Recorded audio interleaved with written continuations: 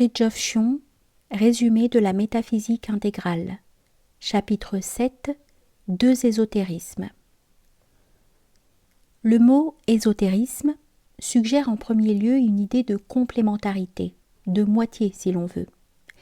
L'ésotérisme est le complément de l'exotérisme. L'esprit complète la lettre. Là où se trouve une vérité de révélation, donc formelle et théologique, là doit se trouver également une vérité d'intellection, donc informelle et métaphysique. Non légaliste et obligatoire, mais relevant de la nature des choses et vocationnelle, puisque tout homme ne saisit pas cette nature. Mais au fond, cette seconde vérité existe indépendamment de la première. Elle n'est donc pas dans sa réalité intrinsèque un complément ou une moitié. Elle ne l'est qu'extrinsèquement et en quelque sorte accidentellement. C'est dire que le mot ésotérisme désigne non seulement la vérité totale en tant qu'elle s'insère en se colorant dans un système de vérité partielle, mais aussi la vérité totale en soi, laquelle est incolore. Ce distinguo n'est pas qu'un luxe théorique, il implique au contraire des conséquences des plus importantes. En effet, l'ésotérisme en soi est la métaphysique tout court, à laquelle se joint nécessairement une méthode de réalisation appropriée. L'ésotérisme de telle religion, de tel exotérisme précisément, s'adapte au contraire à cette religion et entre par là dans des méandres théologiques, psychologiques et légalistes étrangers à sa nature, tout en conservant en son centre secret son caractère authentique et plénier, sans quoi il ne serait pas ce qu'il est. Les écritures monothéistes manifestent chacune un upaya, une perspective religieuse particulière et limitative par définition, et l'herméneutique moyenne s'en ressent. Il n'en va pas de même des formulations fondamentales des religions, ou des symboles fondamentaux, lesquels n'ont rien de limitatif en eux-mêmes. Dans le christianisme, la formule patristique de la réciprocité salvatrice est un joyau sans prix. Dieu est devenu homme afin que l'homme devienne Dieu. C'est une révélation de force majeure, au même titre que l'écriture, ce qui peut surprendre, mais c'est là une possibilité paraclétique dont on trouve des exemples, rarissimes il est vrai, dans tous les univers traditionnels. La sentence « An al-Haq » d'Al-Hallaj est un cas de ce genre. Elle est pour ainsi dire l'équivalent soufique de l'Aham Brahmasmi védique. Al-Hallaj lui-même a affirmé cette possibilité de sentence post-coranique se situant au niveau du Coran, ce que d'autres soufis ne lui ont pas pardonné, du moins à son époque. Dans l'islam, la shahada, l'affirmation de l'unité sous forme de yin-yang, si l'on peut dire, est la chose la plus précieuse que j'ai apportée au monde, selon le prophète. La shahada donc exprime la métaphysique essentielle d'une façon qui ne comporte rien de confessionnellement limitatif. En termes hindous, nous dirions qu'elle équivaut à la fois à une Upanishad et à un mantra. De même pour la seconde shahada qui atteste la mission du prophète et qui évoque par là le mystère de l'immanence, elle l'ajoute à celui de transcendance indiqué lui par la première shahada, du moins a priori, car cette formule aussi comporte une signification immanentiste. Mais il n'y a pas que les formules, il y a aussi des phénomènes d'un autre ordre, les théophanies humaines notamment. Le Christ, en tant que symbole universel et au point de vue de l'application ésotérique, représente tout d'abord le logos en soi et ensuite l'intellect immanent, lequel à la fois illumine et libère. La Sainte Vierge personnifiant l'âme en état de grâce sanctifiante, ou cette grâce elle-même. Il n'y a pas de théophanie qui ne soit préfigurée dans la constitution même de l'être humain, car celui-ci est fait à l'image de Dieu. L'ésotérisme entend actualiser ce que Dieu a mis de divin dans ce miroir de lui-même qu'est l'homme.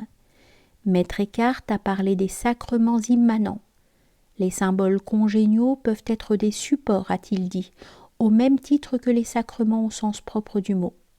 Il faut donc distinguer, nous le répétons, entre un ésotérisme qui se fonde plus ou moins largement sur telle théologie et qui relève des spéculations que nous offrent de facto les sources traditionnelles, et il va sans dire que ces doctrines ou ces aperçus peuvent être du plus grand intérêt, et un autre ésotérisme qui ressort des éléments vraiment cruciaux de la religion et aussi par là même de la simple nature des choses.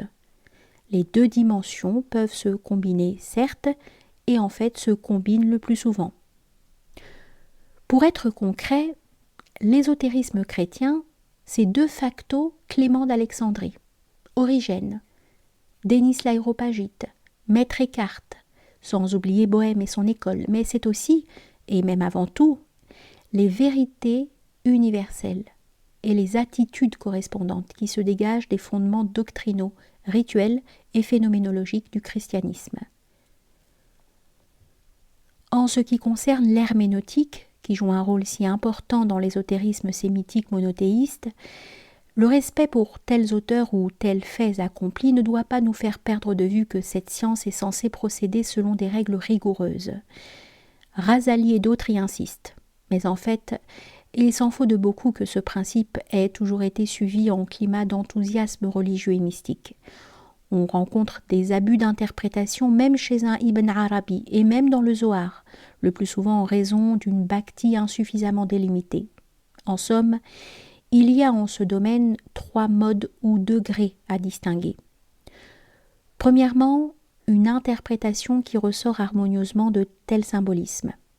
Deuxièmement, une interprétation qui impose au sens littéral un symbolisme hétérogène, que ce sens ne saurait impliquer.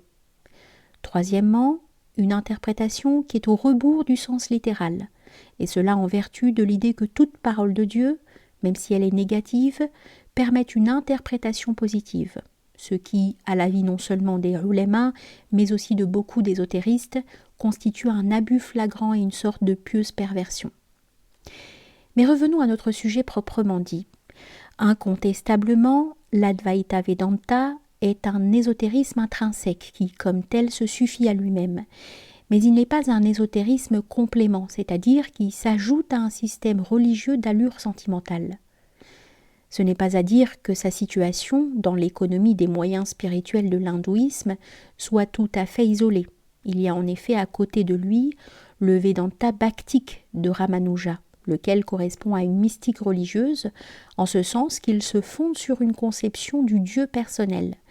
Il est par conséquent dualiste et volontariste, comme les spiritualités sémitiques en leur manifestation moyenne. Mais les Advaïtas sont les premiers à reconnaître que la bhakti correspond à un degré de la vérité une, donc à une nécessité, et que de ce fait elle est légitime. L'ésotérisme rigoureux et universel, de type Advaïta si l'on veut, a nécessairement toujours existé en climat de monothéisme sémitique, et cette opinion peut s'appuyer sur les arguments suivants. Premièrement, s'il y a forcément en tout climat religieux un tel ésotérisme, c'est pour la simple raison qu'il y a partout des hommes dont la nature l'exige, c'est-à-dire dont l'intelligence, le discernement, la contemplativité sont proportionnés à la pure métaphysique et, partant, à la voie correspondante. Deuxièmement, s'il n'y a pas de document prouvant l'existence plus ou moins traditionnelle de cette gnose, c'est parce que celle-ci se transmet nécessairement par voie orale, à part certaines exceptions providentielles donc également nécessaires dans leur ordre, étant donné que la gnose est indépendante des systèmes exotériques qui peuvent la véhiculer et que de ce fait, elle comporte fatalement des aspects incompatibles avec eux. Ainsi n'est-il pas surprenant qu'au point de vue strictement théologique, la gnose est l'ennemi numéro 1. Par son recours à l'intellection, elle semble faire double emploi avec la révélation, et même rendre celle-ci superflue, ce qui est en langage théologique s'appelle soumettre la révélation au jugement de la raison. Cette confusion non désintéressée entre la raison et l'intellection est tout à fait caractéristique.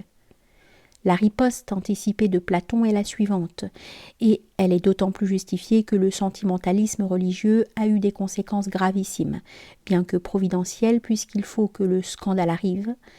S'il est un homme qu'on doit combattre avec toute la puissance du raisonnement, c'est celui qui anéantit la science, la pensée claire et l'intelligence de quelque thèse qu'il prétende pour cela se prévaloir. Les esprits fidéistes font volontiers valoir que la pure intellectualité, qui pour eux se confond avec la philosophie la plus profane puisqu'ils ne conçoivent que la raison, n'a pour but et pour résultat que des spéculations ou des thèses, choses purement naturelles, alors que la religion seule offre selon eux la vie et le surnaturel. C'est une parfaite pétition de principe, et c'est soutenir que la vie et le surnaturel ne s'obtiennent qu'en dehors de l'intelligence. C'est nier en fin de compte que l'homme, seul doué d'une intelligence capable d'absolu, est fait à l'image de Dieu. La pseudognose rationaliste de notre temps apparaît comme le choc en retour de l'antignose théologique des premiers siècles, et cet effet vengeur d'une cause lointaine ne vient pas seulement de l'extérieur, du monde incroyant, il se produit au sein de l'Église même. En fait, il y a deux causes qui se combinent. D'une part la haine de la gnose, et d'autre part la soif de nouveauté et le besoin de changement. Ce sont les traits caractéristiques de la mentalité créatrice et aventureuse, voire luciférienne dans ses effets extrêmes, de l'Occident. Cette mentalité s'est combinée à la fois providentiellement et malencontreusement avec ce que nous pourrions appeler l'innovationnisme chrétien, et même plus indirectement avec le messianisme juif. Quoi qu'il en soit, ce ne sont pas l'intelligence métaphysicienne ni la contemplativité qui en premier lieu manquent aux Européens. C'est le sens pour le statique, pour le principe d'immutabilité, bref, pour le moteur immobile. La mondanité des Occidentaux est dans leur hypertrophie inventive. L'Occidental sent toujours le besoin de brûler ce qu'il a adoré, et dans leur mutabilité culturelle, alors que la mondanité des Orientaux n'est que dans l'excès des passions ordinaires du corps et de l'âme. Ce qui n'est pas peu dire si l'on songe que les passions obnubilent l'intelligence, quel que soit le climat ethnique où elles surviennent et quels que puissent être les dons naturels de tel individu ou de telle collectivité. On fera peut-être valoir que le manque de sens pour l'immuable ou d'appréciation des valeurs ou fonctions statiques prouve un manque correspondant d'esprit métaphysicien. Cela est vrai pour la majorité, d'une façon forcément relative, mais cela n'exclut nullement la présence de la métaphysique et de la contemplativité, en sorte qu'il serait abusif de conclure que sous ces rapports, l'Occident n'a rien et qu'il a tout à apprendre de l'Orient. Il est vrai que l'élite occidentale aurait le plus grand intérêt de s'inspirer de la doctrine védantine et d'approfondir la notion clé de Maya in divinis, bien que cette notion se rencontre chez un maître Eckhart et sans doute aussi chez quelques autres d'une manière plus ou moins incidente. Mais enfin, l'intellectualité ne dépend pas entièrement de cette notion, comme le prouvent le thomisme et le Vedanta vishnouite. Grosso modo, l'Occident possède tout l'essentiel, mais il ne veut rien en savoir, et c'est en cela que consiste son drame et son absurdité.